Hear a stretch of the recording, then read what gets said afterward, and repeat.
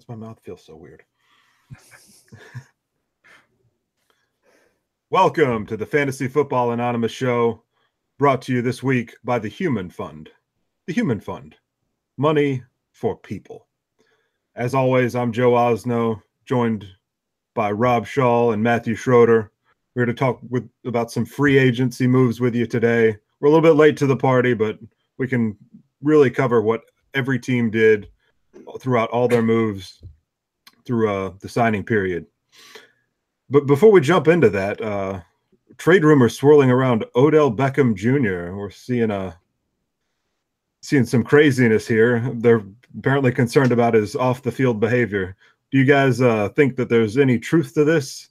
That there's any possibility it could happen, or is it just another weird turn in the crazy saga of what will be a long Giants career for him?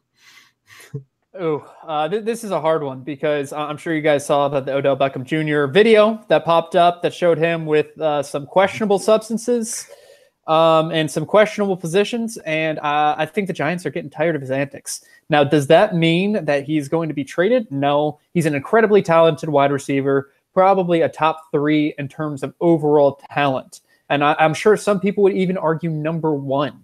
But this is a guy who the owner has even come out and said he's tired of this stuff. And this is the guy, he owns the team. And so he obviously could say, look, let's go ahead and try to move this guy. And if they do, the Giants are probably looking at a rebuild. And I think that would change their entire offseason strategy.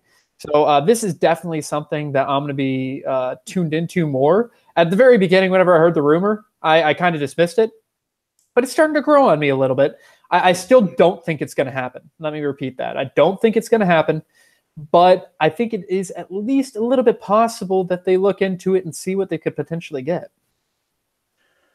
Yeah, Schroeder, I don't think it's going to happen either. That doesn't mean I don't think it should happen. The New York Giants, listen, Odell Beckham, he's very talented. We know that. But wide receiver, there's an old saying, you build your team from the inside out. Wide receiver, if they become a liability like that, they can get some really good value by trading him right now. And with the number 2 pick, drafting Josh Allen to build for the future. It would be a complete rebuild, like you said, Schroeder. But Eli Manning isn't getting any younger, and it was been pretty ugly the last few years. Really, Odell Beckham Jr. has kind of been like a Band-Aid on him, often bailing him out. And I just think it might be time to reboot this whole thing. It may be tough for a young quarterback like Allen to have to deal with antics of a, kind of a diva receiver. So they could get some good value in some other positions. And receivers, you can find some quality guys. Tom Brady has, made a lot of okay receivers look really great. So I think they should do it. I don't think they are, because I think they've just fallen in love with how talented and how great of a player Odell Beckham is. But I would bail. I would bail on it.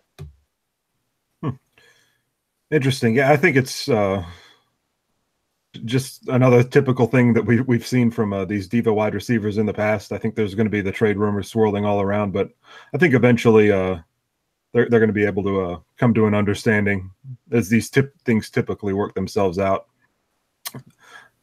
But you're right. It's another crazy offseason story that would it's going to keep everyone guessing. I will say, news just came out today that Odell Beckham said he would not play without a new contract. And this kind of adds a little bit more light to the fire, just because I'm not sure the Giants right now, with all the behavior that's been thrown out there, I'm not sure they feel good offering him a really long contract. And what he has previously said is that he wants to be the highest paid player, not wide receiver, player in the league. He's definitely not going to reach that milestone. But who knows if the Giants will actually honor his wishes and give him a contract. But right now, that looks a lot up in the air. There's just a lot that could happen with Beckham in terms of he could sit out, he could be traded, or even he could play with the New York Giants. We just don't know at this point. Yeah, and there's, the Giants are pretty overall, a pretty stable organization for the most part, having Coughlin for all those years. Been a little more chaotic now, but there's going to be some team out there that's willing to give him that money. I think this is the time for the Giants to see if they can find that sucker who's going to take that long-term contract and, you know, potentially be put in salary cap hell down the road. Still a great player, but yeah, we're here talking about free agents. Joe, what's some of the free agents you're One more quick looking thing. at? Rob, since you mentioned that, I want to point out, if he does get traded, my vote is to Miami, because apparently they just love grabbing a lot of wide receivers and hoping Tannehill can get to him, and it's not going to happen there. But Miami loves the wide receivers as much as the Philadelphia Eagles love their running backs. We'll talk about Miami some more in this podcast. Yes, we will. But yeah, jumping into the free agency news, we're going to start here at quarterback, and the biggest signing of the offseason so far. Kirk Cousins gets a huge deal from Minnesota, $84 million, all guaranteed. And I think it's I think it's a move that shows that they're really committed to winning now. What do you think, Schroeder? Yeah, whenever I first saw this deal, there's a couple things that stood out to me. Number one, it was for 3 years, $84 million. Originally, I thought, why is it only 3 years? I thought he'd get a lot more years. Apparently, this is because the new CBA is going to be talked about. For those of you that don't know what a CBA is, it's the collective bargaining agreement. It's going to be talked about whenever Kirk Cousins is going to become a free agent. And so he only wanted to sign for 3 years so that when the new CBA, which could potentially up the value of all the players by giving more money to the players, is signed, he would be able to get more out of that pie. I will say that this contract is really out of the norm for the NFL, that it is completely guaranteed. $84 million he signed for, $84 million of it is guaranteed. So he's not going to be cut. He's definitely there. This is definitely a win now move, win with the team that we have. And they have a lot of young pieces that are still on pretty team-friendly contracts. And so this is a move that the Minnesota Vikings can do. What is going to be interesting, though, is to see how many people that the Vikings in future seasons will be able to keep with this type of contract on the books. People like Stephon Diggs, Adam Thielen, a lot of their defense are going to be wanting to get paid since they're going to have contracts coming up. Are they going to be able to keep all of them? I don't think they will. Yeah, this is one of those moves, a little different from Russell Wilson in Seattle playing many years on a rookie contract. They've got all their players now. They've got to win now. That's how this is going down, like you said, Schroeder. I think it was a good move. They need to solidify quarterback position. Case Keenum, he's been shaky in the past. He had one good year. From a fantasy football standpoint, it's really an interesting scenario with Kirk Cousins going to the Vikings. You have Kirk Cousins playing for the Redskins, where not a very good defense, often playing from behind, getting a lot of points that way, throwing for almost 5,000 yards 2 years in a row. Now you got him playing on the defensive Minnesota Vikings. My first instinct was, well, that's bad for him. But I actually disagree. I think their offense is going to be very efficient. They have Dalvin Cook. He's got weapons. He's got Diggs. He's got Thielen. He's got Kyle Rudolph. Yes, I just said Kyle Rudolph. He's a pretty good tight end. I got to give him credit. I think there's going to be a lot more scoring situations for Kirk Cousins that could create more touchdowns. He's always had a lot of yards, but I think the touchdowns could go up while the yards might dip. So I still like him in that top 5 to 10 range in fantasy football. Schroeder, I saw you nodding your head there. I would agree with you. I'm looking at him. I'm not sure how much will change in terms of overall numbers. I agree that yards will go down. I think the touchdowns probably will go up some. And he makes the Vikings a better team. In terms of fantasy outlook, I like this outlook for Stephon Diggs. I like the outlook for Adam Thielen and Kyle Rudolph. I think it will be an upgrade, even though Case Keenum did play well last year. But I'm expecting Kirk Cousins to put up probably quarterback 5 to quarterback 7 to 8, which is basically what he has been doing with the Redskins all this time. I just think there's going to be a lot more feeling of he's more of a safe pick this year because of the offense that's around him. I agree. I think his efficiency is going to go up, even if his end of year finish doesn't really look very any different. But I think the week to week consistency, I think, will be there a lot more from Cousins this year. I agree. I think it's a great move for their offense as a whole. I think there's going to be more points to go around. Dalvin Cook is going to be a very interesting pick, I think, coming fantasy drafts this fall. And Stephon Diggs, Adam Thielen, they're both going to I think both of their stocks get a little bit of a bump from this. Good thing if you didn't listen to me to sell high on Adam Thielen. Yeah. Joe, I'm surprised you went with Kirk Cousins to start off. What about Mike Glennon going to the Cardinals? Well, we're going by contracts here, so we'll talk about multiple bad quarterbacks that were signed by the Arizona Cardinals. I don't think we need to get to that. I think we can probably skip that one on this show. Well, the second guy on my list is Drew Brees. There was a chance. There seemed like a tiny chance for a second there that he might not return to New Orleans, but he's obviously going to finish his career there. He's been great there for many years. Anything you guys want to add there? Brees is Brees. He'll still put up a solid fantasy season. Nothing really has changed for him or his weapons. So, yeah, solid year for Brees. Just he had a decline this year, and I think that's going to be more the norm going forward as they lean on the run more and their defense gets better. So, yeah. Yeah, there were just less passing touchdowns for him. And there was such a prolific rushing offense that seems to be the trend going forward, that they're just going to keep punching it in. Case Keenum gets a 2-year, $36 million contract from the Denver Broncos. Now, Rob, you've been pushing these Denver Broncos wide receivers on us this offseason. What do you think this move means for Denver? I think Keenum, as far as his fantasy value, I don't really feel that great about him in fantasy. Even though coming off a career year, I think he's developed into a nice quarterback. I don't necessarily think that's going to translate and look. I don't think he's going to have as good of a year necessarily. But I still think this helps Demaryius Thomas and Emmanuel Sanders, because like I said earlier on the show, anything would have helped their situation. And while I don't see them, they missed out on Kirk Cousins. So I don't see them jumping into elite territory. But I feel like Demaryius, we're looking at potentially top 20. It could happen. He could get back into that level. Emmanuel Sanders, maybe top 30.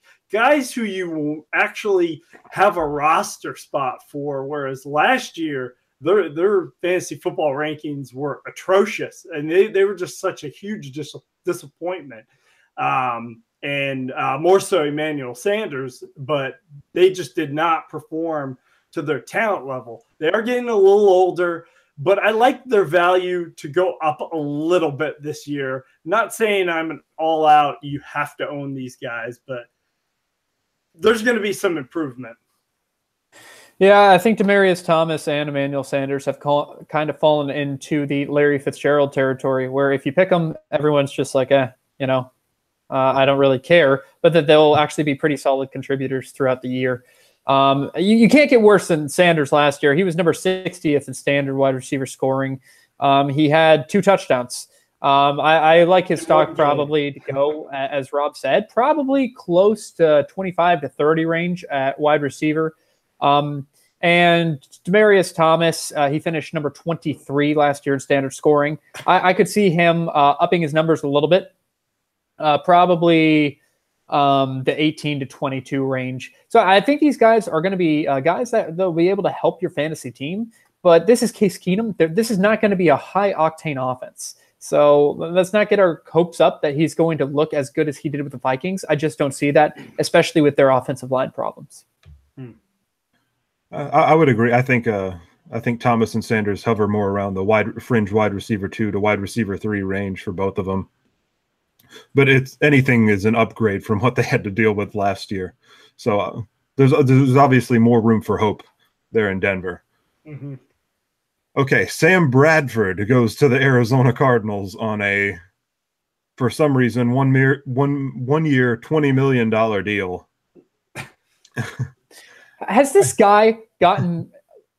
Has there been anyone in the NFL that has gotten more money than Sam Bradford for doing as little? I want to say no. This guy signs 20, whatever he's paying deals. his agent, it isn't enough. Yeah, I don't know. I mean, he should be getting work. Don't get me wrong. He's just been incredibly injury prone, and every contract he signs is pretty large. I mean, he's never top paid quarterback but for the performance that he's put on the field, he's definitely being overpaid. And this one was 15 years or 15 million in guarantees, 1 year contract. It will help Arizona's receivers. It will. But I question how long he can stay on the field because he hasn't shown it at all. And so Larry Fitzgerald for the first 6 games, hell yeah. After that, probably hell no. Schroeder, you nailed it with Bradford. I thought this back when he played with Philadelphia. And when they drafted Carson Wentz, he got all upset. And I'm like, clearly they brought you in to be a bridge. But Sam Bradford, there's some value here. I think he's one of those great guys, especially in 2 quarterback leagues, to have on your board for that second quarterback, to get him on the buy low because people are so concerned about his injury. He could be really good for those couple weeks. We saw it last year in Minnesota. He has David Johnson and Larry Fitzgerald. He's got some really good weapons around him, but you can't really rely on him. You have to have backup plans. If you're going into your draft looking to stream a few lower tier guys, he might be a good choice, but you need to have some other similar guys that you know have those same setbacks and just hope that one of them will hit. So I agree. Yeah, I wonder how much he would have gotten if he hadn't played that one great game at the beginning of last year against New Orleans, where he looked like one of the best players in the NFL. Yeah. 12 million. Yeah, only 12. All guaranteed. But yeah, I would agree with you. I think he's a bit of a check down king. So it does help guys who catch passes closer to the line of scrimmage, i.e., Larry Fitzgerald, David Johnson. Although with his health, I'm a little bit worried about their offensive line there because that thing needs a major overhaul. I'm worried about everything in Arizona this year. I expect them to be very bad offensively and decent defensively, which is not a good combination. I could see him winning 4 to 5 games and not much more, which also puts me at risk to how effective David Johnson is going to be in terms of overall. But that's something we'll get to at a later date. Yeah. True. I still believe in him because he's just amazing. So as long as the health is there, I think he'll still be good. He is real quick. He is a good pass catcher, so that really helps him going forward. True. All right. AJ McCarron, Rob, this is your guy going to the Buffalo Bills on a 2-year, $10 million contract. Is this what does this move mean if he is the starting quarterback for the Buffalo Bills in the 2018 season? Yes. This was a good move, mostly because of the money. $5 million a year for your potential starting quarterback. That's pretty good. The Bills didn't really see Tyrod Taylor as a long-term solution. It looks like they're trying to get a quarterback in this draft, potentially trade up to 2 if the Giants are dumb enough to trade back. But McCarron would be a good bridge and at a good price as well. Tyrod Taylor was going to take up $18 million versus $5 million. Now, at the same time, Tyrod is a better quarterback, but AJ McCarron still has a little bit of that, well, let's see him in action. He hasn't really had too many opportunities. Saw him a little bit, did okay. I just think it's the perfect move. It's not a money commitment. They could try it out. He's better than putting Nathan Peterman or any of these, inexperienced guys in. And if they do get Josh Allen, he's a bit of a project. Raw talent, needs a little work. could be a good bridge quarterback for Buffalo. Good deal. In terms of actual football move, I think it was a fine football move. They're paying him backup money, and he'll probably be their starter this year. In terms of fantasy football, I don't care at all, because there is no one in Buffalo that I want to start in fantasy football unless LeSean McCoy's price is really good. Other than that, no fantasy analysis here needed. Yep. You don't think Kelvin Benjamin is draftable? No. Playable? Or he's draftable. I don't think he's startable. He's draftable. He's a depth guy. That's. I wouldn't want him anything more than my wide receiver 4. Let's put it that way. Oh. Yeah, I agree. I can get behind that. I could get behind him, I think, a little bit as a flex, depending on his health, because that has been a concern, especially recently, depending on how the knee is. But yeah, I think it's a savvy football move, and for fantasy, I don't really think he brings a whole lot to the table, because what we've seen him be okay in a limited sample size, but we've also seen him be kind of bad in a very limited sample size. So there's not a lot of fantasy upside with this move. Exactly. Yeah. And so one more move. Josh McCown is re-signed by the New York Jets. They also sign Teddy Bridgewater. So what are these two quarterbacks? Which of these two quarterbacks do you think has the best chance to play in 2018, or does it even matter since they've traded up to pick at number 3? And they're going to be drafting quarterback. In terms of fantasy, my guess is they're at least starting the season with McCown.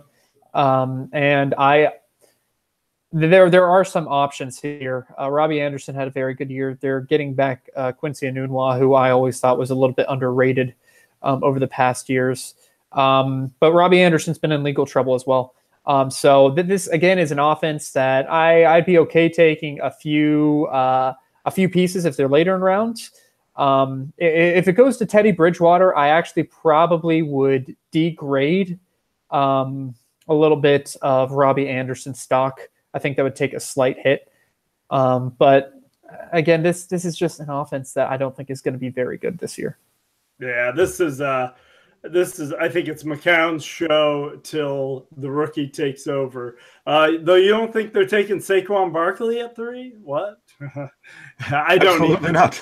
I don't either. I have heard some theories on that. And to be fair, it'd be a very Jets thing to do, to move up and trade like 3 second rounders and a first to get a running back. It would be pretty funny. My fantasy analysis is the Colts got a lot of good picks out of this.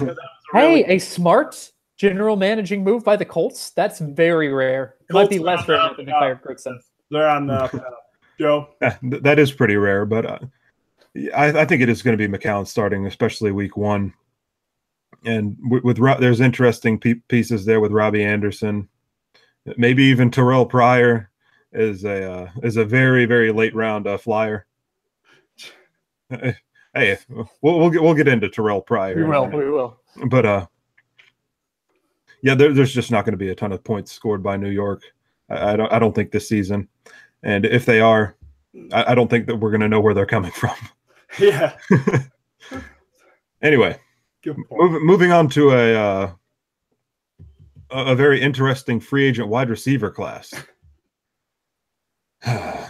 I'll go last on this one because I've talked enough about this guy.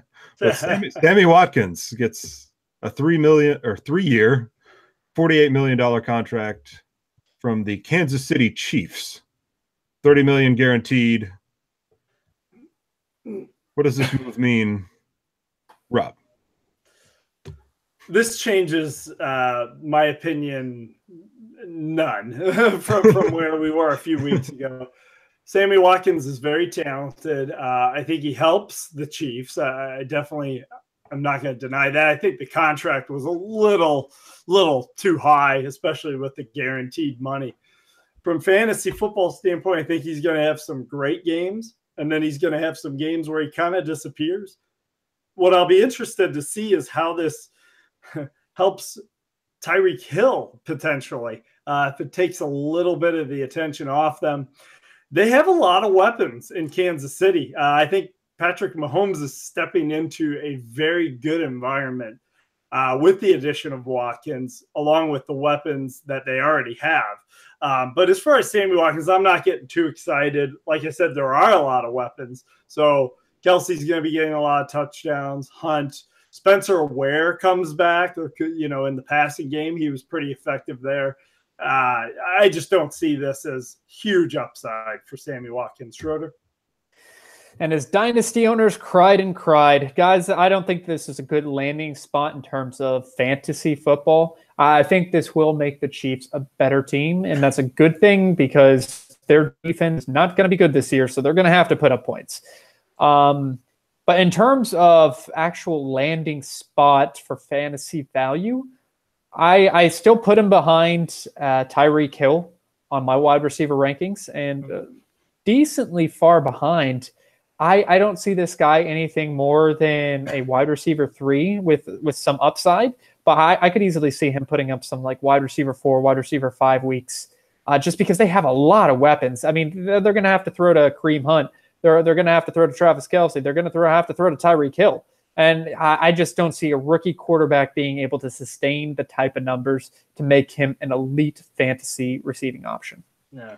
Oh, but he's not a rookie quarterback. He's a second-year quarterback. Who will be playing like he's a rookie. Yeah, it's tough. It's tough to even get a handle on what his value is going to be because we've never seen Pat Mahomes play any meaningful snaps of NFL football. But I would agree with you guys. Even though I'm a big fan of Sammy Watkins' game, I think he's got elite ball skills, and he's going to be another good deep threat. In terms of someone who's watched the Chiefs and been frustrated with them over the years, I think they've made a complete 180 in the past couple seasons here. I think they're going to be a much more interesting offense to watch as a whole. There's going to be a lot of fantasy points scored by that offense, but I don't know how many of them are going to come via Sammy Watkins. I think there's a chance that he and Tyreek Hill could cannibalize each other's fantasy points a little bit. But because there's only going to be so many targets to go around in that offense. But he doesn't have a clear path to value, but given his skill set and the way he could fit in there, if there is an injury, that he could be a very valuable asset. But I would agree. I think for the most part, wide receiver 3 in standard leagues, and he's going to be able to give you a few spiked weeks whenever he gets those long touchdowns. All right, moving on to a guy who has a lot more opportunity. Allen Robinson signing in Chicago for $42 million, 3-year deal. And Schroeder, what does this mean for his fantasy value? I've liked what the Bears have done this offseason. They brought in Allen Robinson. They brought in Taylor Gabriel, which wasn't my favorite move, but it gives them a little bit of a weapon. And they brought in Trey Burton. So it's pretty obviously what they're doing. They want to give Mitch Trubisky weapons. And I think they did that. I think they accomplished their goal. In terms of the fantasy football wide value, I think it's definitely an increase getting away from Jacksonville and Blake Bortles. And Jacksonville has a lot of receivers that can catch the ball amazingly. Even though they don't have a very good quarterback down there, they had a lot of receiving options. So if Allen Robinson had re-signed with Jacksonville, I think he would have limited upside due to just all the receiving targets that Jacksonville has. Up in Chicago, he's going to be the guy. He's the number 1, clear cut. He's still young. He still has loads of potential. So I really like him as a low-end wide receiver too, with upside this year. Depending on where he goes in drafts, I could see myself with a lot of shares of Allen Robinson. And that's the key you said there, Schroeder, is depending on where he goes in drafts. My initial reaction when I really got to think about this, I do not like Allen Robinson. I think he did improve his situation, and I also think the Bears are doing good things. But if the price is going too high for Allen Robinson, he's a big name, he's a great talent. I just feel like in these drafts, there's too many question marks. Will Mitchell Trubisky make the next step? Will Allen Robinson be healthy? Will he have that same explosiveness that he once had? He didn't even play well a couple of years ago when he was healthy. So depending on his price, if he's going, if you know, in some of the middle rounds of your draft, or maybe in the $10 range if you're doing a auction, then maybe I'm considering taking him. There's definitely some upside. I mean, he could be a top 10 guy. It's there. It could be there. I just think there's too many question marks. Right now, I'm cooling on Allen Robinson. Well, I'll say the one positive I think that came out of Sammy Watkins' contract was all that guaranteed money. So they obviously felt good about his health. So that's the one thing that gives me a little bit of pause with Allen Robinson, that maybe Jacksonville was concerned about the health, and that's why they didn't bring him back. But I think as long as he's healthy, he's going to be a wide receiver too for me, because I love his talent. I think he's one of the best wide receivers in the NFL when he's right physically. I mean, he's been catching passes from a bad quarterback from his entire NFL career. Mm-hmm. I thought he might want to go somewhere where he could play with a more accurate guy, but apparently he went to where he's going to have plenty of opportunity. And I think he's going to be a target monster. And he has huge upside there in Chicago, as long as he's healthy. As long as he's healthy. And guy who's almost just as good. The next guy we're going to talk about, Paul Richardson, was signed by the Washington Redskins. Schroeder, you're hanging your head in disgust there. I am. What did you think about this contract or this? Not a bad move. 5 years, $40 million for a guy who, in his best year, put up 700 yards. I don't know what they're thinking, especially because they brought over Alex Smith. I understand Washington doesn't have a lot of weapons, but Paul Richardson is not going to be the guy that takes you to the next level. If anything, I feel like he's a wide receiver 3, and you're paying at least wide receiver 2 price for him. So I really didn't like the signing. I really don't like him that much in fantasy. I think in wide receiver 3, beginnings of wide receiver 4, I think he's just full of disappointment all around. This is another situation where teams look at the talent level. I mean, we've got Ryan Tannehill. How many chances has he gotten? We get, he's a first-round pick. We got Blake Bortles. He's had his struggles. First-round pick. Then you got Paul Richardson. Like you said, Schroeder, this guy's never gotten 700 yards in his career high. He was a second-round pick. People, that sticks in their head. People won't give Kirk Cousins, who was a fourth-round pick, oh, he's a fourth-round pick. We're nervous about him. Is Dak Prescott, his struggles. He was a fourth-round pick. So this is, to me, this is that classic overpaying on a talent. They find him to be talented for some reason. When, we've seen a few years of football, and the evidence there is that he's just a mediocre receiver. I think this was a huge overpay. I don't see him having good value. I think his value went down, honestly. Alex Smith has not been an elite quarterback consistently. Russell Wilson has, and the numbers haven't showed up for Paul Richardson. So I'm selling. Yeah, I'm not drafting Paul Richardson. The last thing I want to say is I think Paul Richardson benefited a lot from Russell Wilson's scrambling ability. To where, just broken plays to where he can get open and have a pretty large gain. He's not going to have that nearly as much in Washington because Alex Smith, while he can run the ball, he's not really about scrambling to find more time. It's if the play breaks down, he'll run it. And you just don't – a lot of his yard came from that. I just don't think Paul Richardson – they're going to look back in 2 years and be like, man, we messed up pretty bad signing this guy to that big of a contract. Oh.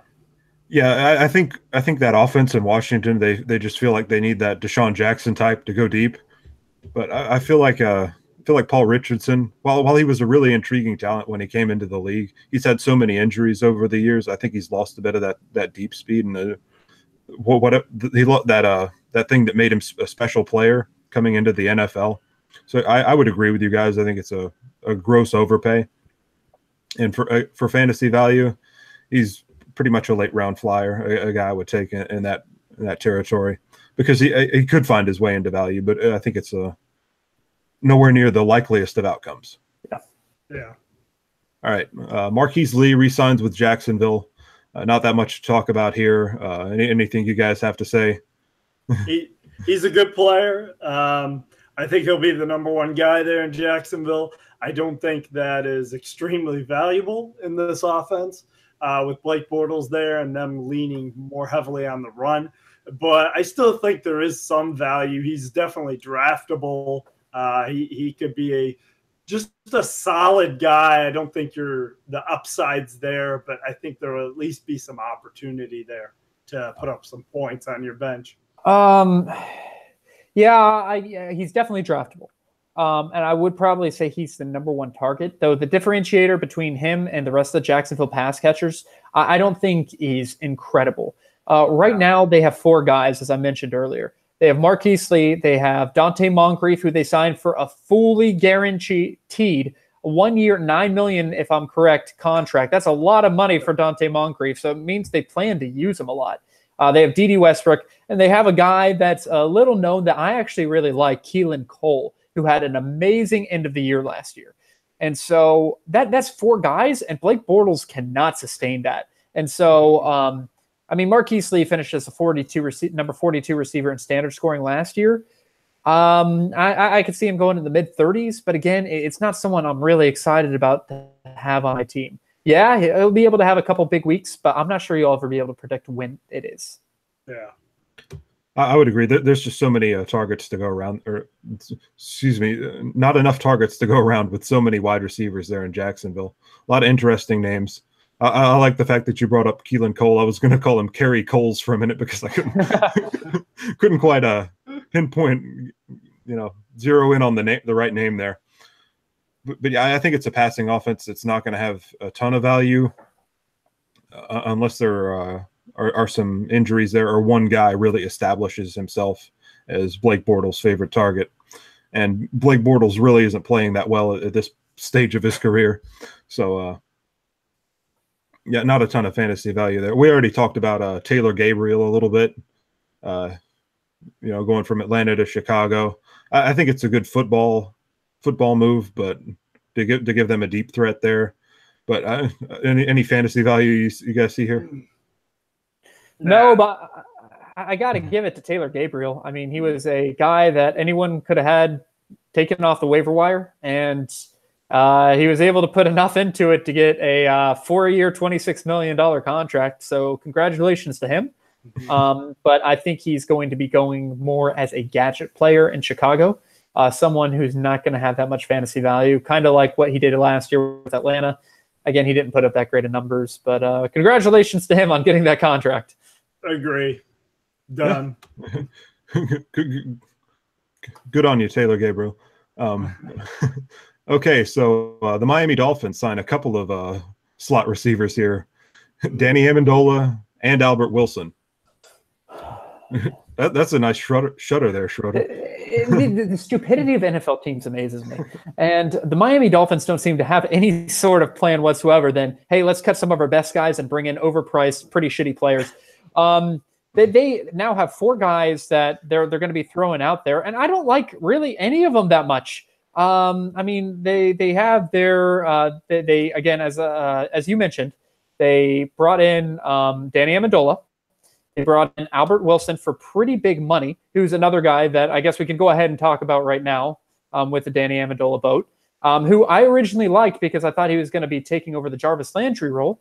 But with everyone they bring in, they have 4 guys, and this is not going to be an explosive offense. I mean, those guys are joining Kenny Stills and Devontae Parker.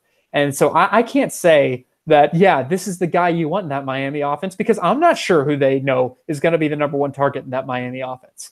Especially with a quarterback like Ryan Tannehill, it's very reminiscent of what they have up there in Jacksonville, except I like Jacksonville's guys more than the Miami guys. And I actually think Blake Bortles is probably better right now than Ryan Tannehill, who we haven't seen in a while. And when we last saw, he sucked. So Dolphins, going to be awful this year. Fantasy implications. Only guy I like on that team is Kenyon Drake. Just please give him the ball. I hate Drake. No, I'm just kidding. Little Seinfeld for you there. Schroeder, you hit a home run there. Just to add, Danny Amendola, he may end up being the fourth receiver on this team. And they signed him to $6 million a year. How often fourth receivers don't get that many targets? It just blows my mind. I'm with you. I love the Drake. He's the only guy I'm looking at. I mean, maybe one of these guys, you can get them dirt cheap in your draft and just kind of take a swing at one of them, but there's not really any fantasy value here.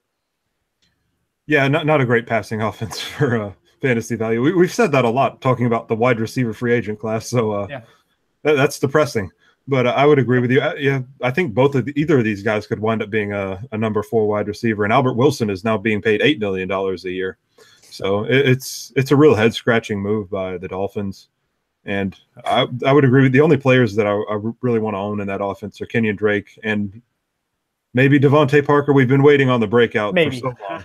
He's going to wait until his price is so cheap that no one takes him, and then he'll post a Twitter message with all his huge stats. So well, saying shout out to all my haters.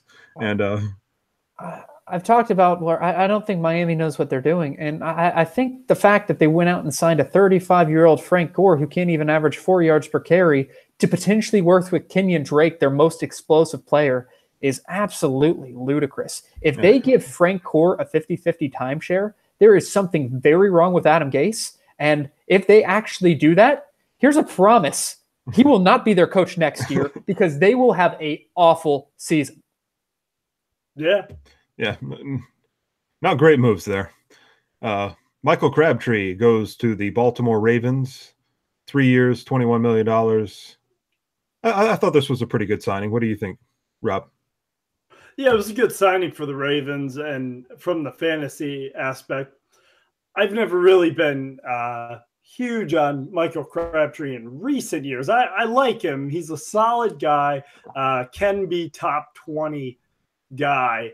And my feelings don't really change that much. I think he's a top 30 guy this year. I think there's going to be some value there. He's going to be the main target there in Baltimore, but he's just not really an explosive player. He does have the touchdown upside, but yeah, I really don't change my mind on him. Anywhere ranging from top 30, top 20 at the high end, I think is what you're going to see from him. Yeah, I thought it was a good football move. I hated it on a personal level because I was really hoping he would go to any NFC West team just so he could keep on going against Aqib Talib and Marcus Peters. I would have loved to continue to see that fight. And so I'm angry that he's in Baltimore. I wanted him to go to back to San Francisco. That would have been great. You were saying that, right? San Francisco. Especially now that Richard Sherman's on the team, it would have been a lot of fun. I think this is a good move for Baltimore. They needed a guy. I think Michael Crabtree, he's not washed up yet. Towards the end of that contract, they'll probably be like, should we cut him on year 3? But for right now, they desperately need wide receivers. And Michael Crabtree is a guy who I think can bring relatively steady production and be an end zone threat. And so, depending on his price, again, this is someone who could interest me a little bit in fantasy. Yeah, I think given, how poor their passing offense was a year ago, I think he's a guy who could really step into a nice role there. Most of the explosiveness is gone for Crabtree, but he's still got the really strong hands, still has touchdown scoring upside. So I would agree. I think solid wide receiver 3 value at the very least. Moving on to the guy who Crabtree replaced in Oakland, Jordy Nelson, the surprise cut by the Green Bay Packers, and gets 2 years, $14 million. He's 32 years old. How much does he have left in the tank, Schroeder? You guys know I love Jordy. I always liked him. I thought he was one of the top receivers back in the day. It gives me a lot of concern that Green Bay cut him because Green Bay is one of the 2 teams that I feel can evaluate wide receiver talent very well. The other one is Pittsburgh. Every single wide receiver they bring in draft always just seems to hit. And so the fact that Green Bay, Jordy Nelson has been on their team the entire year, said, yeah, we think this guy is done. That worries me a lot. I don't. The nice thing is he's not expected to be the guy on the Oakland Raiders. He's going to play second fiddle to Amari Cooper. Maybe that role will suit him well, and he'll be like a little bit more of just a red zone target and occasionally moving the chains. But the days of Jordy Nelson being a fantasy impactor are done. I see him more at the wide receiver 3, back end 3, top end 4 value this year. One of the worries I have is that I'm not sure John Gruden and his offense is actually going to be what a current NFL offense should be to be effective. And so until I see that, I'm going to have questions about every single one of Oakland's players. Well, him going to the Raiders, I don't think it was a bad move for his fantasy value. I think there could have been much worse scenarios. He takes the Michael Crabtree role. I still think he has something left in the tank. I'm a little concerned about that, Schroeder. You know, the Packers cutting him as opposed to maybe cutting a Randall Cobb who hasn't been very productive. That was probably the most concerning thing for me. But I feel like they said, he's older, might not have as much left in the tank. I think there's still something there. I think Brett Hundley had a little bit to do with his decline in play. Obviously, Devontae Adams did fine because he's a younger, more explosive player at this point in his career. But I think Jordy Nelson upside could have some wide receiver 2 value. I still think there's a lot left there. And I think he's going to be vulching touchdowns away from Amari Cooper all season. And we're going to be really frustrated to all those Amari Cooper owners out there. I think he could vouch a few touchdowns. Although I'm not sure that his slowdown last season was 1 year aberration, but or as we say on this show, aberration. But yeah, it's a really interesting move. I agree with you, Shorter. I don't know what sort of offense John Gruden is going to be running. He's been out of the NFL for a pretty long time now. So for me, it could be anywhere from a wide receiver 2 value to wide receiver 4 value. I think he definitely slowed down a little bit last season. He lost some of the explosiveness. I feel like he's had so many injuries over the course of his career, to his knees, to his lower body. So most of the luster is gone for Jordy Nelson for me. But he's a guy who you could take in the later rounds and just kind of hope for the best. Allen Hurns signs with the Dallas Cowboys, and we saw Dez Bryant take a little bit of a step back last year. And after playing well for about 6 to 7 games, we saw Dak Prescott take a little bit of a step back too. So, Rob, what do you think this move means for Allen Hurns and Dallas Cowboys? Not a bad move for the Cowboys, getting another receiving target out there. Am I confident in Allen Hurns? Not really at all. It's just going to be one of those, who's going to be the number 2 guy? Obviously, Dez is the number 1 guy. I don't know. I'm just not buying into Hurns. I didn't like him in Jacksonville the last few years, and I don't really love him here in Dallas. How's this for a hot take? Allen Hurns will be the top receiver in Dallas. Dez Bryant is slowing down. We've seen he doesn't have the separation skills anymore. Their other receiver just actually went down a couple days ago. Found out he had a broken foot, Terrence Williams. And so there's a big hole at receiver right now. Now, again, that I could change that opinion if Dallas drafts a guy number 1 with their first round pick. However, right now, I'm willing to go out on a limb and say that Allen Hurns will beat out Dez Bryant in terms of yards at the very least. Schroeder, I'm calling you out right now. Big, bold prediction here. Deontay Thompson has more fantasy points than Allen Hurns. You heard it here first. All right. Well, we'll put him on the board. That means Hurns is probably going to get hurt. It was probably my prediction. I actually like this move for Dallas. They desperately need wide receivers. I think that Alan Hearns coming back from an injury is going to be, again, I don't think he's going to be a 1,000-yard guy. I really don't. But I could easily see him putting up something like 850 to something like 800 to Dez. And so Alan Hearns, I think, is going to be their leading wide receiver and have fantasy value this season. I don't really like where the trajectory of Dez Bryant's career, but I'm not sure Alan Hearns is the guy to step in there and be the number one receiver. I think they will cannibalize each other's fantasy value just a little bit, but I think Dez has a chance to bounce back a little bit this year. I think he played hurt a little bit last season. I think better things are on the horizon for him, but how much better? I don't think it's going to get that much better.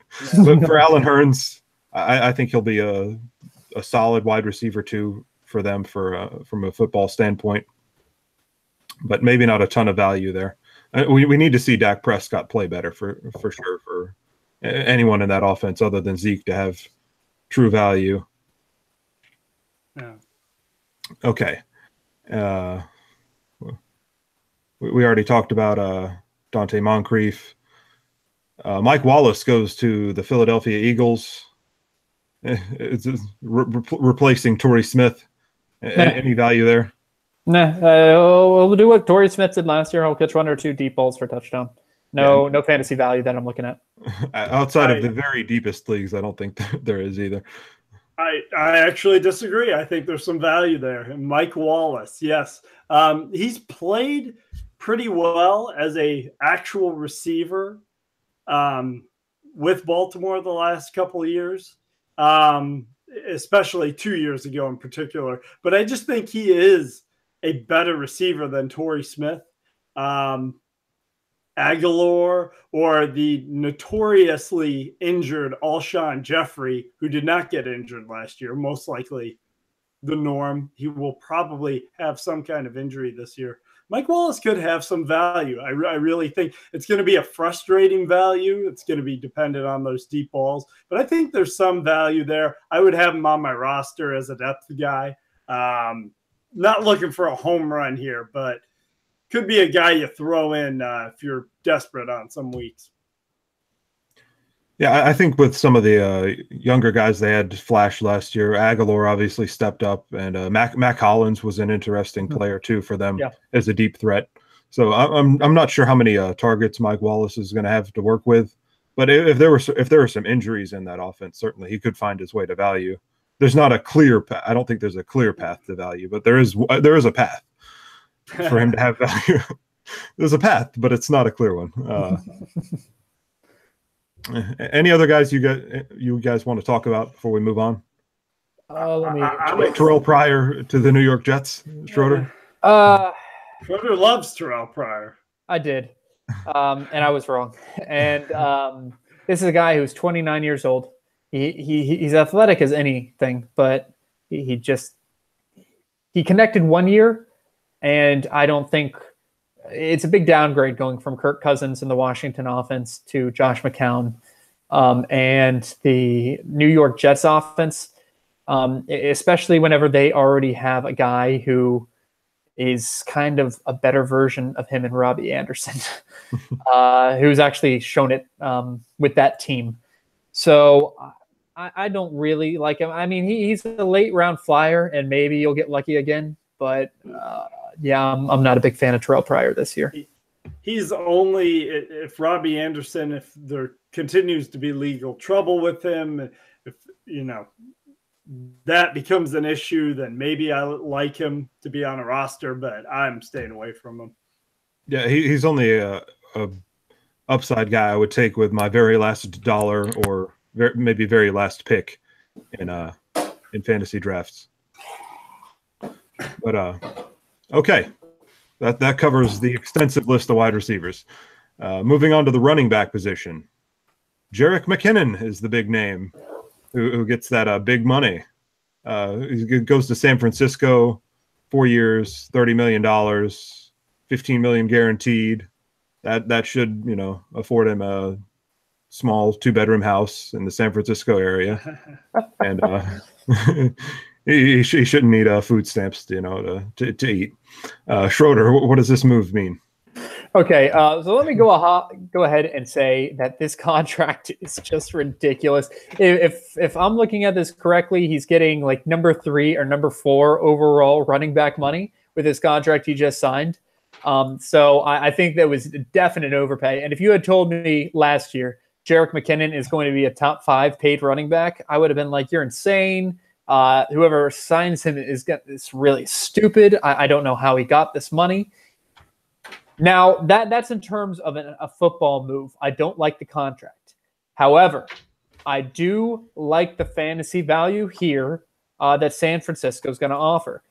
This offense is on the up and up. They have some players to make it at least an interesting offense, and I think they're going to continue to add to that. I think that they're going to be using Jerick McKinnon. This is obviously starter money. So they plan to use it. And with Carlos Hyde leaving, Carlos Hyde was the number 11 running back in fantasy football last year in standard leagues, and he's not nearly the receiver that McKinnon is. I will say that he's probably a better in between the tackles runner. So the question for me is if Jerick McKinnon can hold up to a starter's workload. If he can, he will offer great value in fantasy football this year. If he can't, I still like his value some as a pass catching back who's going to be utilized quite a bit in that San Francisco offense. Yeah, I really don't have much to add to that, Schroeder. I agree with everything you said. I would just point out, if they were willing to give McKinnon that kind of money, is Carlos Hyde not that good to I just didn't really understand. It's clearly a philosophy and system kind of thing. But I think Carlos Hyde's worth that kind of money. So yeah, kind of a head scratcher. But fantasy football, I think there's some really good value here.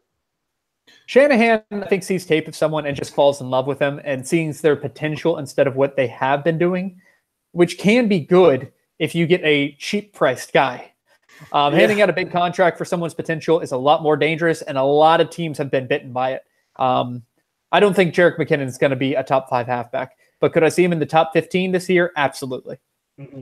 Yeah, I think he definitely has running back one upside. Funny thing, I've heard because of the way the California tax code is and the way living in San Francisco can be, the 49ers almost have to overpay when they hand out contracts to these guys. But I would agree. I think I trust Kyle Shanahan to put McKinnon in situations where he can win, particularly getting him the ball in space, throwing him those short passes. So especially in PPR, I definitely like his upside. And I think San Francisco's moving in the right direction. I think they're going to be in the top half of that division this coming season. And I think that's going to be a very explosive offense where he can really rack up some fantasy points. I wasn't laughing at what you're saying, Joe. It's just funny to hear San Francisco is going to be at the top half. You're going to see the Rams and San Francisco potentially as the number 1 and number 2 teams. You had said that 2 years ago. I'd been like, what the hell are you talking about? But Arizona and Seattle could really finish 3 and 4 this year. That's a distinct possibility. Yeah, Seattle's definitely in a rebuilding mode. So while they retool, I think there's a real opportunity for San Francisco to take that next step. I'd agree. All right. Dion Lewis signs with the Tennessee Titans because that makes total sense. Now, Schroeder, a couple weeks ago, I gave you an opportunity to gloat after you said that as a buy low candidate. I would now like to give you a similar opportunity to hang your head in disgrace. What do you say? Well, okay. This to me is an indication of where they think Derrick Henry is as a player. Tennessee Titans do not trust Derrick Henry to be an every down back. By signing Dion Lewis to this contract, that shows that at the very minimum, even if Derrick Henry handles the early work, Dion Lewis is going to get the third down work. However, Dion Lewis, when he has been healthy, has been one of the most effective, even in between the tackle runners out there. You don't think of it because of his size, but he is shifty as all get out. And so I heard a lot of people talking about Derrick Henry having potentially even first round value. I always thought that was crazy, even whenever he's by himself. Now, I think both of these guys are going to really cannibalize each other, but I think they're both still going to still have value. I would say probably Dion Lewis I could easily still see him as a top 20 back, and Derrick Henry also like top 25. So neither of them are going to have the upside that they would without the other. But I could see them both having productive years. Schroeder, you suck because you stole exactly what I was going to say. I was going to say Derrick Henry 25th, Dion Lewis 20th. So he's been very productive. And I think because of that pass catching ability that he's had over these years, that will help him out. Now, the one concern I have about Dion Lewis, there have been a lot of injuries. So Derrick Henry still has some big upside. As far as if Dion Lewis goes down to injury, then I really like Derrick Henry. But Derrick Henry, I don't think they trust him. I think he's a good running back, and he's going to get some work, and he does have value. I would have him on my board, obviously. But I think this really just takes all their value down considerably. Lewis, when he was in New England last year, he was almost top 10.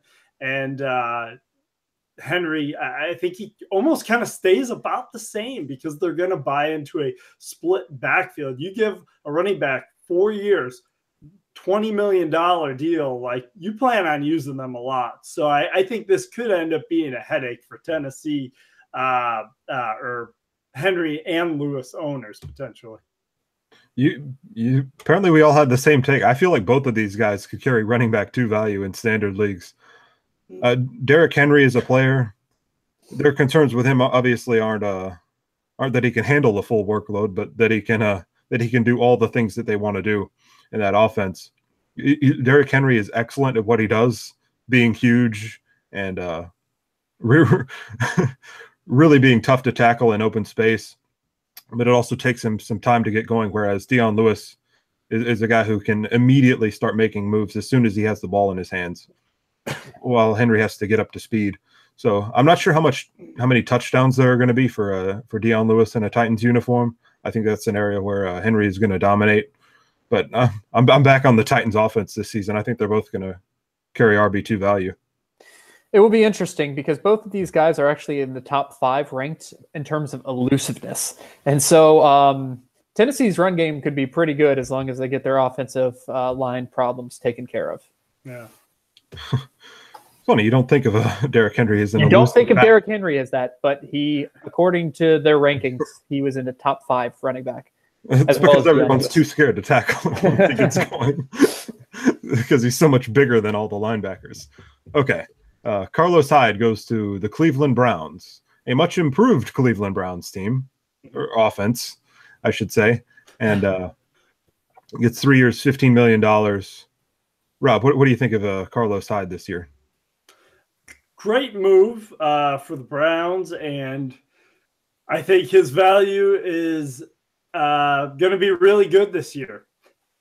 If they don't draft Saquon Barkley at 4, I think that's really what this all depends on. This is a very much I'm not sure until the draft comes along because I think his value goes down. But it really makes me wonder if they would draft Saquon Barkley, if they would put the money into Carlos Hyde.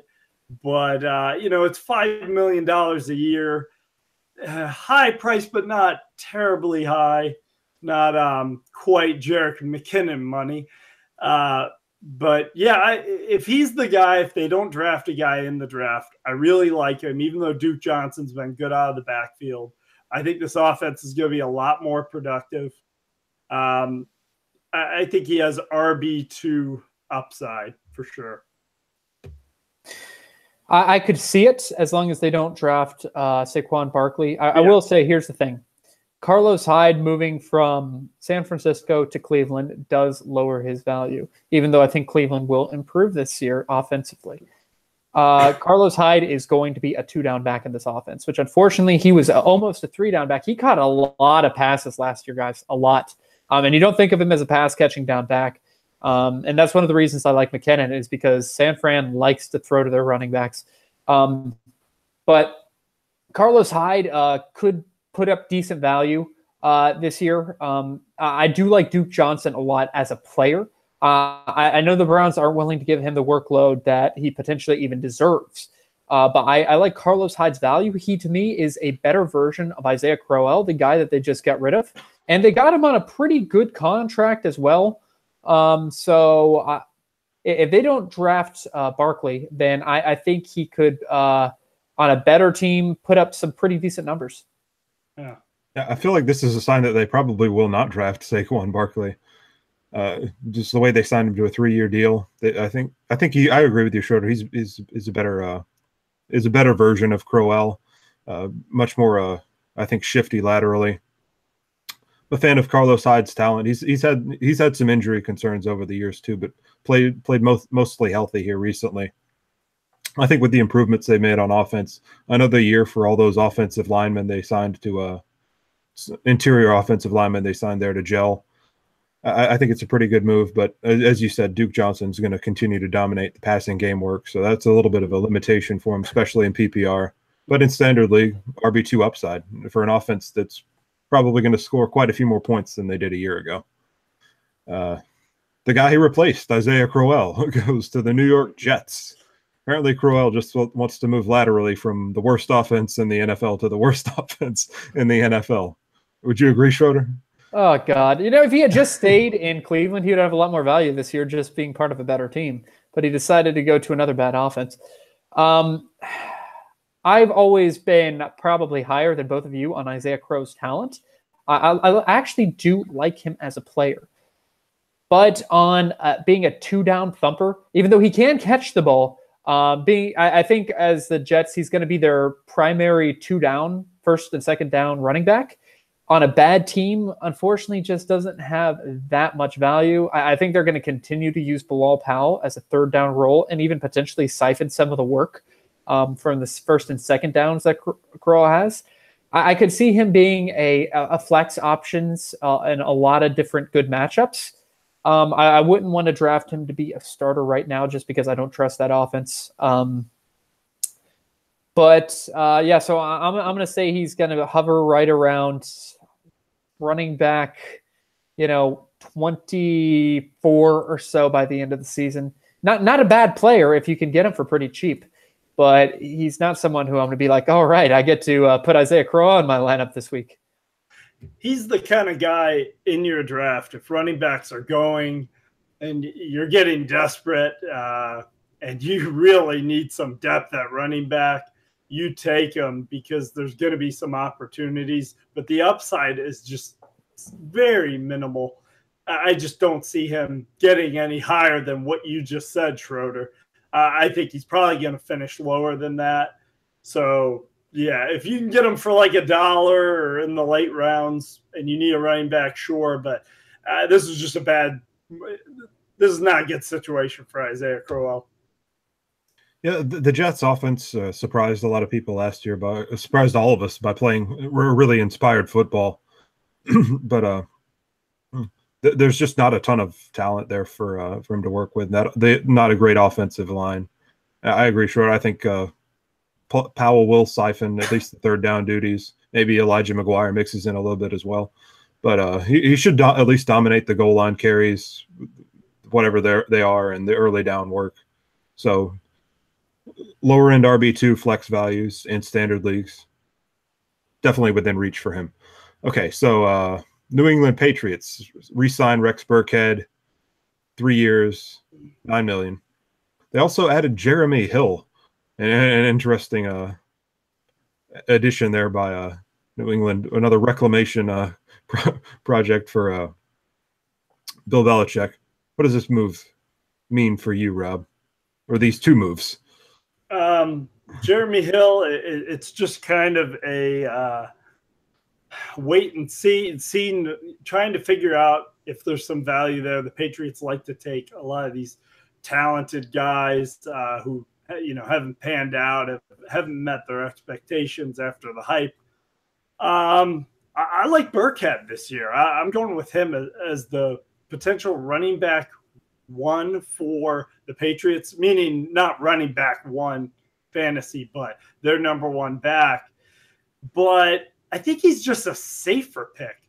Sure, Mike Gillislee might manage to stay on the team and get back into Bill Belichick's favor. Maybe Jeremy Hill plays well. I feel like there's a lot of question marks with those guys, but with Burkhead, he's going to be involved in the passing game as well as get some carries. So he's the guy I like out of New England that I'm going to be looking to get for a steal on the lower end.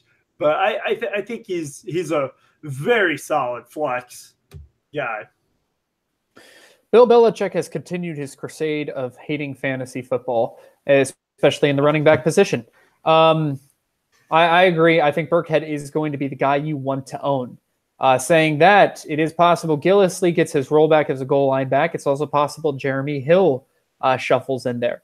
I don't think both of them are going to make the team. I think one of them will be cut before the end of training camp and the regular season begins. So I think that will give us a little bit more idea of where they're going. But they also still have James White. The one thing I will say is that with Rex Burkhead contract, the Patriots don't give decently sized, and this is a decent sized contract for a running back. They don't usually give these out. And so they obviously see something in Burkhead that they really like. And so if they're willing to commit the $3 to $4 million to this running back, that means they're going to use them. And so that's why I see the most consistent fantasy value there. I would agree. Burkhead is probably the guy you want to draft, although it never seems to be the guy we expect in New England who winds up having the most value. So, but yeah, Bill Belichick hates fantasy. James White is a guy I expect to get the most consistent work as a pass catcher. But yeah, not a ton of value there from the running back position in New England, unless Burkhead really steps into that dominant early down role where he's also valuable as a pass catcher. Or if it's a rookie. Here is what I will say. If there is a guy in New England, they are going to be incredibly valuable. You look at who they had last year. Rex Burkhead finished as the number 37 back in standard league scoring. But whenever he was actually starting, he had weeks where he hit 7, 11, 3, 17, 21, 10. You look at Gillislee at the beginning of the year, he was hitting a couple 20-point games, a lot of touchdowns. You look at Dion Lewis, who finished number 11 overall in standard scoring. If they actually put all of that into one guy, he's going to have a ton of value. That's a huge if. I don't expect that to happen because these guys kind of get changed out throughout the year. But if you get the right guy at the right time, make sure you're playing New England starting running back. So draft all of the New England running backs. If you can draft all of them and predict who's going to actually be playing that game, you got a running back one. Locked and loaded. There you go. Yeah. Impossible to predict. Okay, so Jonathan Stewart signs with the New York Giants. Any news there? Who cares? Yeah. I agree. I really agree. He's had a really solid career, but I think for the most part his value is done as far as being a fantasy asset. I think most people expect at this point for maybe Saquon Barkley to be there in New York, or I believe there will be a rookie there in New York who figures to dominate the carries. Chris Ivory signs with the Buffalo Bills. Rob, do we need to talk about that? Nope. Not really. I don't think we do. Signing. We'll see what happens, but he'll be the goal line back. That's pretty much it. Not a very good offense in Buffalo. Maybe a McCoy handcuff if you're into that. The last guy I really see, we have already kind of talked about Frank Gore a little bit, and so I think we can skip by him. I think everyone knows Kenyon Drake should be the guy. It depends on how Adam Gase actually uses him. One guy that actually I think we do need to talk about that hasn't been mentioned is Doug Martin. It seems to me that John Gruden thinks the year is still 2013, acquiring Jordy Nelson, Marshawn Lynch, Doug Martin. He's going to have a nasty surprise when he figures out these guys aren't as good as they used to be. But however, Doug Martin can potentially steal some work from Marshawn Lynch. So this is not about Doug Martin's value by himself, but if Marshawn Lynch gets hurt, Doug Martin, I think, would be the guy to get the majority of the work. And I feel like he's going to lower Marshawn Lynch's value this year just by taking some, since he's not the best third down back, even though he can catch a few passes. So this is a situation I kind of want to avoid in Oakland in terms of their running backs. I actually like Doug Martin I think Lynch is the guy. So I think Lynch is going to come at a price in your drafts. I think Doug Martin's going to be cheap. Late round flyer. If Lynch gets hurt, Lynch is very old. Doug Martin could have some good value, and you'd also be getting it for cheap. I don't think these guys are worth taking high, even middle of the draft, but later in the draft. Yeah, I'm not entirely sure Lynch is going to be the guy. I think if Martin gets his health right, I think he could wind up seeing plenty of work. It's going to be a disgusting 4-man committee. No one I really want to draft there in Oakland unless they come at a very, very favorable price. So, Joe, you're saying Doug Martin's RB1 locked and loaded? That's exactly what I said. Anyone who wants to hear it can just rewind it and listen to what I said. I have one last guy I want to bring up. LeGarrette Blount with the Lions. I actually think he's draftable. I thought I was about to cut him in my dynasty league, and I was like, you know what? Maybe I'll just wait till after the draft just to see what happens here, just because of the touchdown potential. I would agree with you. I would wait until after the draft, though I'm almost positive they're going to draft a guy who is going to be their starter. And so that's why I didn't bring him up. If they don't, though, then LeGarrette Blount actually, I think, will have a decent amount of value this year. But I say they go for Geis. Geis is that is a popular theory that they will get Darius Geis or perhaps Sony Michel. Yeah, they signed a Blount and a fellow big back Zach Zenner to 1-year deals. Zach Zenner. But I'm not sure how much they want to. They're able to run the ball in Detroit right now. It's just a crazy offense. So Blount could have some value, or it could be a thing where they give him 1 carry inside the 1, and then when he doesn't get it in, they throw it 3 times. All right, moving on to tight end. The top guy, we've already mentioned him, Trey Burton, gets a massive deal from the Chicago Bears. He's flashed in somewhat limited opportunities, but we haven't seen a ton of him play. Schroeder, what does this move mean for Trey Burton's value going forward? Is he a locked and loaded tight end 1? He's getting to that point. Sadly, there's not a lot of great tight ends that you want. He's definitely someone you take a flyer on. I could easily see him as like the number 8, 9, 10 tight end.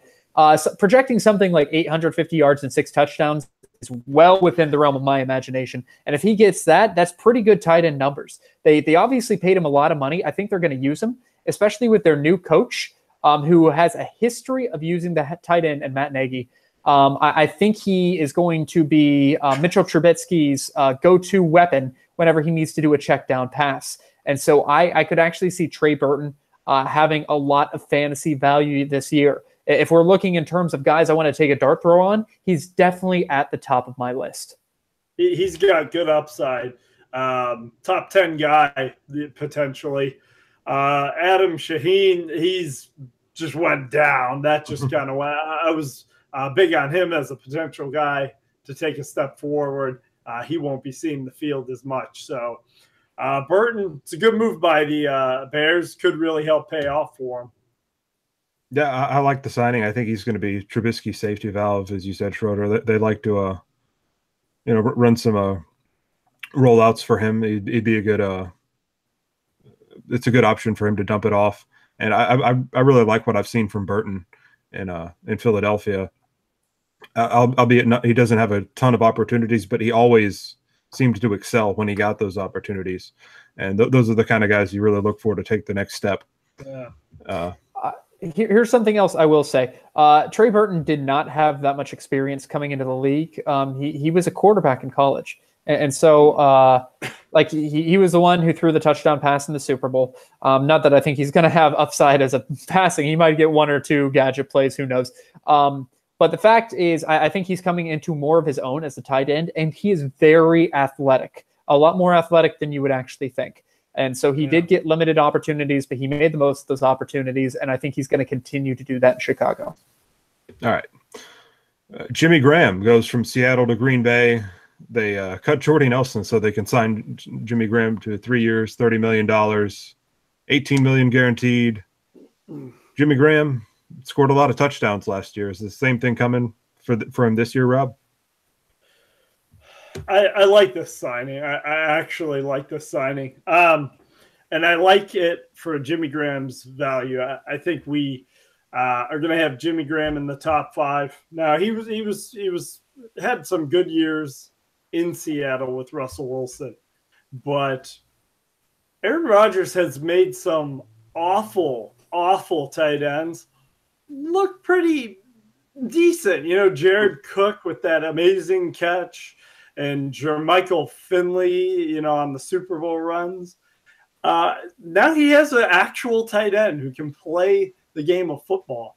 I actually didn't like his fantasy value when I thought Jordy Nelson would still be there. I was a Davante Adams owner, and I thought, oh my God, this is awful, having all these targets. But Jordy Nelson got cut, and so clearly they're looking to target Jimmy Graham. The Packers do not make these big free agent signings, meaning that they really want to get him involved. He is a little older. He's not as dominant as he used to be, but I think he's a guaranteed top 5 this year. Ooh, okay. This is going to be a kind of hot take here. Green Bay has kind of changed their philosophy. They have a new GM, and so the big signings are going to become, I think, more of a thing. Jimmy Graham, I have not seen Aaron Rodgers the past 3 or 4 years throw a lot to his tight end. I think we can all remember that the disaster that Martellus Bennett was last year when everyone thought he could be a potential top 5 guy. Before that, he didn't really have that many great tight ends. Jared Cook, only during the playoffs did he actually look really good. So this is not a guy in the regular season that I think is going to be is going to be a major part of their offense. Now, I go back and look at the stats from last year. Jimmy Graham with Seattle, Russell Wilson being the number 1 quarterback, throwing for a lot of yards and a lot of touchdowns. His max yards he got was 72 last year. Jimmy Graham was a complete red zone weapon. He finished number 4 overall in standard leagues. The fact that there's not a lot of good tight ends probably means that he is going to be a top 5 tight end. But I think he's just going to continue his role that he had with Seattle. He's going to be a red zone target. Jordy Nelson obviously left a big hole in the red zone. I think Davante Adams is going to be their main red zone target, honestly. And I think Jimmy Graham's going to be number 2 in a high-powered offense that has a lot of value. So I think he will be a fantasy valuable asset. However, I think he is going to be drafted way above where he should be drafted based off of his age and his production over the past couple seasons. This is not the guy he was with in New Orleans where he's getting 100 yards and a touchdown every game. This is a guy where you're going to be happy if he gets you 50 and a touchdown. And if he can keep the touchdown production, great. And he might be able to with Green Bay, but I would not be expecting a lot of yards. He's definitely going to get the touchdowns, but tight end 4 for me. I'm putting him at 4. Yeah, I think just based on where tight end is, I think that's why he's going to be ranked as a top 5 guy for me. But ever since the torn patellar tendon, he just hasn't been the same guy. That down the field explosiveness is really kind of dropped off a cliff. That was supposed to be a career-ending injury for him, though. So the fact that he's been able to work back is nice and encouraging. But I think Rodgers is just going to be able to put the ball in places where he can win, even though he's lost a lot of his ability to really get open. But I think they're just going to use him as a freakish body type to hey, you're bigger than everyone else. Here's the ball. Go score a touchdown. So I think he can really score double-digit touchdowns this year. Yeah, if you see that some of the tight ends that are right after him being drafted, like Evan Ingram or a Hunter Henry, if you told me that they have more points by him by the end of the season, that would not shock me at all. Yeah. Hunter Henry is a top 5 tight end for me as well. So. And Evan Ingram is very talented. Evan Ingram's upside is extremely high for me. He's a guy I could see cracking into the top 3 this year. So a little more skeptical of Hunter Henry, but Hunter Henry, there's still some upside there. But yeah, I mean, Joe, you kind of hit it. I agree with you on the Rodgers is going to really elevate his game, even though Russell Wilson clearly is a great quarterback. I just think the touchdowns will be there, and I feel like he's a safe bet. Okay, a couple more names before we go here. Eric Ebron signs with Indianapolis. I'm not sure this is relevant for fantasy, other than he's going to be a thorn into the side of Jack Doyle. Yes, Jack Doyle. That's the name that was. Yeah. Here's what I will say. Thank God that the Colts finally got a replacement for Coby Fleener, because they damn desperately needed one. They needed a tight end that was way overdrafted. It is not that good to fill Coby Fleener's incredibly overpriced shoes. Thank God that they have Eric Ebron to step in for that. Yeah, sure. Like, he nailed it. But this says more about not Coby Fleener. You get me all thrown off here. Jack Doyle was going to be one of my sleeper tight end picks for this year, and this just completely ruined it. Now, there's still value with Jack Doyle. They like to run a lot of 2 tight end sets in Indianapolis, but it just really just took away his true upside of cracking into the top 5. This really just hurt Jack Doyle. Yeah, I think since the word of the day is cannibalize, I think that's what's going to happen with their fantasy value, and there really isn't going to be any for the tight end position in Indianapolis. Maybe in certain weeks and situations. Eric Ebron has a long injury history. Perhaps that'll come back to bite him again, and Jack Doyle will have fantasy value again. Or perhaps Andrew Luck will somehow transform Eric Ebron into a viable tight end. He's still 24. I don't know how much that means given how many years he's played in the NFL and really hasn't found any success. Yeah. Okay. The one last guy I want to mention, because all the rest of the tight end signings are pretty uninspiring, except for one that catches my eye. And this is a guy who didn't change teams. He stayed on the same team. Tyler Eifert. This guy reminds me a lot of what Jimmy Graham could be. Touchdowns, not a lot of yards. If he can stay healthy, that's a huge if. But if he can stay healthy, he could be a tight end 1, 6 to 8 range. And there is actually a pretty big need for a second guy besides AJ Green in that Cincinnati offense. And so if Tyler Eifert can stay healthy, I actually like his fantasy value this year a lot. He could be a really good sleeper pick. He's not going to be going. He'll be going late in drafts. He'll be going for $1 or $2 in your drafts. Yeah. He's a guy you could really go. And I got to point out one last guy. Joe, your guy, he also re-signed with a team. Nick O'Leary, your DraftKings favorite guy. Yeah, back with the Bills. Yeah, I'm just kidding. We don't have to talk about him. Joe, did you have huge upside for Nick O'Leary this year? Huge upside. I guarantee you that he will be a top 30 fantasy tight end. That's pretty bold, honestly. That's pretty bold. It's pretty bold, but if I get it wrong, no one will care. Or no. Wait, I'll look up who's the top 30. How many points the top 30 tight end got last year? Give me a second here. All right. At number 30, guess who we were just talking about? Coby Fleener with a solid 39 fantasy points. So I think Nick O'Leary can hit 39 fantasy points over a season if he stays healthy. They used him more late in the season. Charles Clay, has a lot of injury history. So, hey, well, Anyone else? Austin Seferian Jenkins. Probably not really a fantasy asset there in not touching. Jacksonville. after that move. He really dropped off towards the end of last season. He had a lot of touchdowns overturned, but he really looked to have slowed down and just really wasn't the explosive weapon they were hoping he was going to be. But good on him for turning his life around and getting sober. And $10 million. Anything else you guys wanted to cover? Players who've been traded, switched teams? Very quick, there are some guys that I think have gone up in value a little bit just because of actually offensive line values. And I want to go over these very quickly, and you guys can agree or disagree.